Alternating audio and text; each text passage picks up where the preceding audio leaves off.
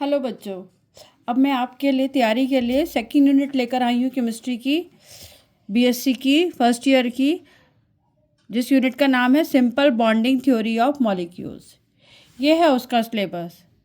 ये सारे टॉपिक्स हम इस वीडियो में वन बाय वन समझेंगे भी और इनके कुछ एमसीक्यू भी निकालेंगे, इंग्लिश में भी और हिंदी में भी।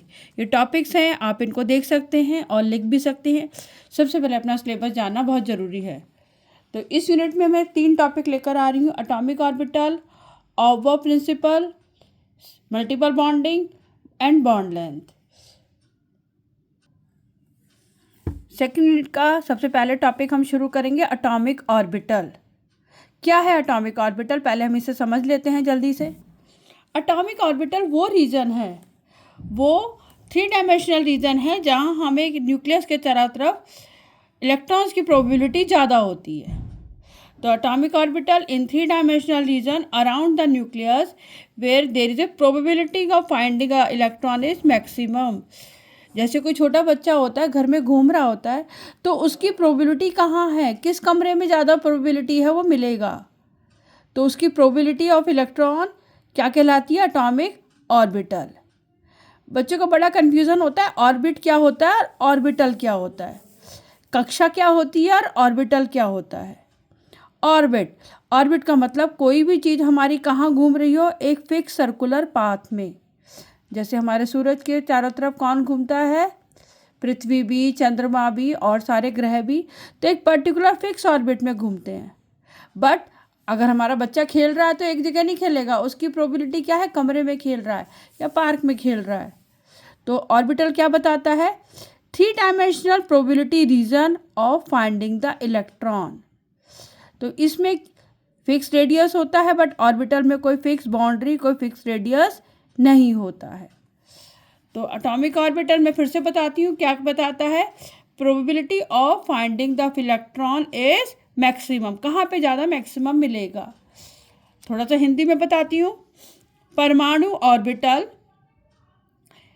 नाभिक के चारों ओर वह त्रियामी क्षेत्र है। परमाणु ऑर्बिटल का क्या है? नाभिक के चारों ओर वो 3 डायमेंशनल क्षेत्र है जहाँ इलेक्ट्रॉन मिलने की संभावना अधिक से अधिक होती है। उसी को बोलते हैं एटॉमिक ऑर्बिटल। जैसे हमने पढ़ रखे हैं S orbital, P orbital, D orbital, F orbitals, तो वहीं हमारे उन इलेक्ट्रॉन्स की मिलने की संभावना ज़्यादा से ज़्यादा है। थोड़ा सा बहुत जल्दी से क्वांटम नंबर समझ लेते हैं। क्वांटम नंबर क्या बताता है? It signifies the address of electron. पूरे इलेक्ट्रॉन का एड्रेस कहाँ मिलेगा? वो हमें किससे मिलता है? इन सेट ऑफ 4 क्वांटम नंबर से। 4 क्वांटम नंबर्स होते हैं। इन 4 क्वांटम नंबर से हमें पता चल जाता है इलेक्ट्रॉन कहाँ है और कौन सा है। ये 4 सेट ऑफ क्वांटम नंबर हैं प्रिंसिपल, जिन्हें कहते हैं प्रधान। दूसरा होता है एजीम्यूथल, कोणीय। तीसरा होता है मैग्नेटिक, चुंबकीय। चौथा होता है spin quantum number.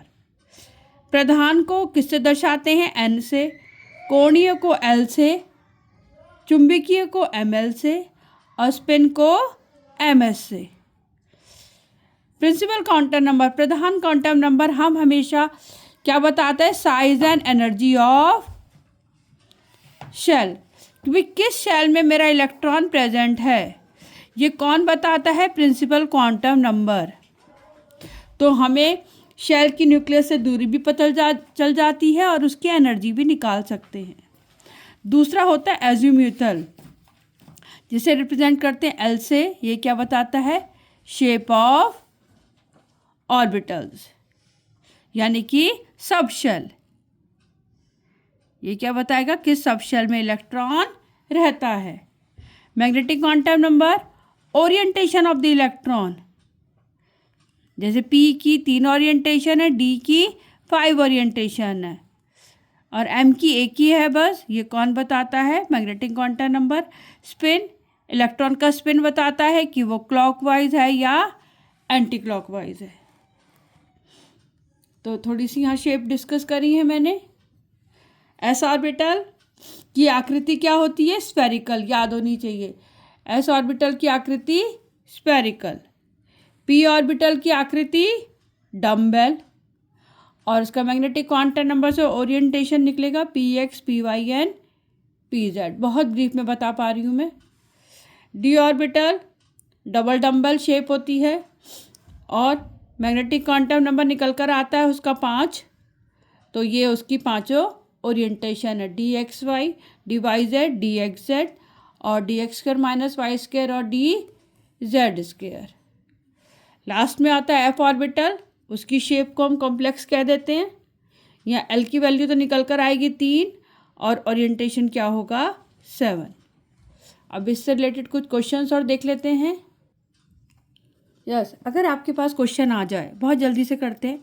N atomic orbital is, atomic orbital यानी कि परमाणु ऑर्बिटल क्या है? क्या है परमाणु ऑर्बिटल? तो परमाणु ऑर्बिटल हमने अभी पढ़ा था, maximum probability of finding electron. Atomic orbital क्या दर्शाता है? जहाँ इलेक्ट्रॉन मिलने की संभावना अधिक से अधिक हो। दूसरा question, which quantum number determines the shape of N orbital? वह कौन सा क्वांटम संख्या है जो ऑर्बिटल की आकृति निर्धारित करती है? अभी हमने पढ़ा था, आकृति कौन निर्धारित करता है? Azimuthal quantum number L. Answer आएगा बी। आकृति कौन बताएगा? एजीमुथल। प्रिंसिपल क्या बताता है? उसकी एनर्जी, ठीक है, और डिस्टेंस फ्रॉम द न्यूक्लियस, ये सब बताता है प्रिंसिपल। मैग्नेटिक बताता है ओरिएंटेशन, स्पिन बताता है इलेक्ट्रॉन का घूर्णन यानी कि इलेक्ट्रॉन का स्पिन। अगले क्वेश्चन पर आते हैं।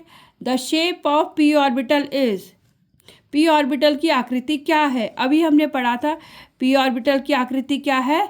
डम्बेल। शाबाश, आप सभी क्वेश्चन समझ पा रहे हैं। इससे रिलेटेड ही लैंग्वेज बदली जाएगी, क्वेश्चंस ऐसे ही आएंगे। Total number of D orbital in subshell is, D orbital में कितने सबशेल होते हैं? कितने ऑर्बिटल होते हैं? कितने कमरे बॉक्सेस बनाते हैं हम लोग? 5। तो डी ऑर्बिटल में कितने हुए? 5। अगला question, maximum number of electron present in a single orbital. एक ऑर्बिटल में कितने इलेक्ट्रॉन मैक्सिमम रहते हैं? 2। जैसे एक कमरे में है, 2 लोगों के लिए अनुमति होती है, तो ऐसे एक बॉक्स में कितने इलेक्ट्रॉन होंगे? 2। Next question, correct energy order of orbital is, of वह बताता है किस तरीके से इलेक्ट्रॉन्स की फिलिंग करनी है। तो 3p की कम और 3s की ज़्यादा नहीं हो सकता, 2s से ज़्यादा 2p की एनर्जी और 2p से ज़्यादा 3s की एनर्जी। बड़ा आसान सा क्वेश्चन है, ऐसे क्वेश्चन की प्रैक्टिस आप और कर लेना। बहुत जल्दी से ऑफ प्रिंसिपल और बता देती हूँ। ऑफ इसने क्या बताया था? The orbitals are filled in order of their increasing energy. जो ऑर्बिटल्स हैं बड़े सारे, एस है, पी है, डी है, एफ है, इनको हम कैसे बैक टू बैक भरेंगे? हम इन्हें भरेंगे इनके इंक्रीजिंग ऑर्बिटल के अकॉर्डिंग ही। इसको लिखने का तरीका क्या है? 1s, फिर 2s, 2p, 3s, 3p, 3d, 4s, 4p, 4d, 4f, और हमारा फिर ट्रेन की कैसे चलती है? पहले 1s फिल किया, फिर ऊपर पहुंच जाओ, 2s फिल किया, फिर ऊपर पहुंच जाओ, 2p, 3p, 3s, ऊपर से नीचे की तरफ आके हम फिल करते रहेंगे। तो ये हमने एनर्जी ऑर्बिटल लिख भी दिया है। द इंक्रीजिंग एनर्जी क्या है? इस तरीके से इलेक्ट्रॉन्स की फिलिंग चलती रहती है। हम ये इस तरीके से ऑफ का ट्री बना लेते हैं। दूसरी ऑफ ने कहा था n+l रूल। n मतलब प्रिंसिपल, l मतलब क्वांटम, एजीमुथल। n क्या है आपका? प्रिंसिपल। l क्या है? एजीमुथल क्वांटम नंबर है। जिसकी कम n+l की वैल्यू होगी वो पहले भरा जाएगा, और जिसकी ज़्यादा होगी वो बाद में भरा जाएगा। जैसे मैंने 3d और 4s में सॉल्व किया, 3d में n की वैल्यू 3 आई और l की वैल्यू कितनी आई? 2।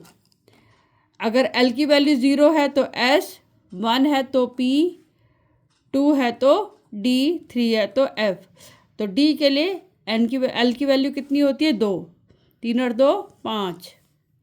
और यहाँ 4 के लिए प्रिंसिपल काउंटर नंबर 4 और s की वैल्यू 0, आया 4, तो यानी कि 3D और 4s में 4s पहले भरा जाएगा, बाद में 3D according to aufbau principal. या तो वो वाला चार्ट बना लो या हर एक का n+l सॉल्व कर लो। थोड़ा सा जल्दी से हिंदी में बताती हूँ। अबव सिद्धांत के अनुसार इलेक्ट्रॉन पहले न्यूनतम ऊर्जा वाले ऑर्बिटल में ही भरे जाते हैं, उसके बाद जैसे जैसे एनर्जी बढ़ती जाएगी फिर हम बढ़ते चले जाएंगे। और दूसरा क्या देखते हैं हम, n+l वैल्यू। क्वेश्चंस पर आ जाइए। Aufbau is related to, aufbau सिद्धांत किससे संबंधित है? शेप से नहीं, स्पिन से नहीं, किससे संबंधित है? फीलिंग ऑफ इलेक्ट्रॉन से। आंसर आएगा B. Which of the following pair shows exception to aufbau principle? कुछ हमारे इलेक्ट्रॉन्स अबव के प्रिंसिपल को फॉलो नहीं करते, वो हाफ फील्ड और फुल फील्ड कॉन्फ़िगरेशन बनाकर स्टेबल कॉन्फ़िगरेशन बना लेते हैं।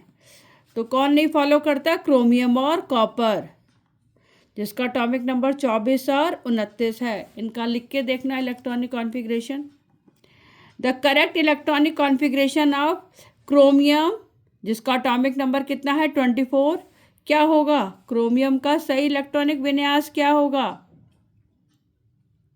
क्रोमियम, मैं ऊपर ही कह रही थी, क्रोमियम का सही इलेक्ट्रॉनिक विन्यास क्या होगा इसमें? 3d5 4s1। खुद फिल करके देखना, इसमें यही निकल कर आएगा। According to n+l rule which orbital has lowest energy? n+l नियम के अनुसार किस ऑर्बिटल की ऊर्जा न्यूनतम है? सबकी सॉल्व करके लिख रखी है, जिसका आंसर कम आएगा उसकी ही कम है।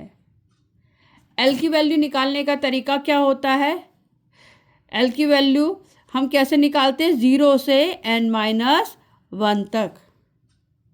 n मतलब प्रिंसिपल, उसमें से 1 घटा दो तो एल की वैल्यू आ जाएगी। Which orbital is filled immediately, which orbital is filled immediately after 3p? Aufbau के सिद्धांत के अनुसार 3p के तुरंत बाद कौन सा ऑर्बिटल भरा जाता है?